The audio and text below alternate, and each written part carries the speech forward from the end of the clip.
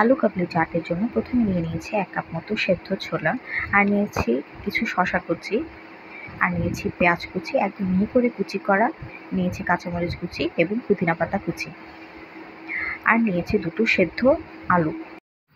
এখন একে একে ছোলার উপর সবগুলো উপকরণ দিয়ে দিব। প্রথমে দিয়ে দিচ্ছি সেদ্ধ আলু, হালকা চটকে দিয়ে দিচ্ছি, তারপর দিচ্ছি পেঁয়াজ কুচি, তারপর দিচ্ছি এখানে কাঁচামরিচ কুচি, শসা কুচি, এবং এখন দিয়ে দিব সামান্য পরিমাণে লবণ।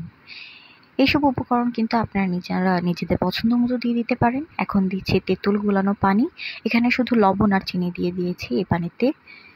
তারপর ভালোভাবে নেড়ে চেড়ে এটাকে খুব ভালোভাবে মিক্স করে নিতে হবে। আপনি যত ভালোভাবে মিক্স করবেন এটা খেতে ততই সুস্বাদু হবে। আর টানটানা হয়ে গেল আমার আলু কাবলি চাট। এভাবে এটাকে বাসায় বানিয়ে গপুস গপুস করে খেয়ে ফেলবেন। And please subscribe to my YouTube channel. Thank you.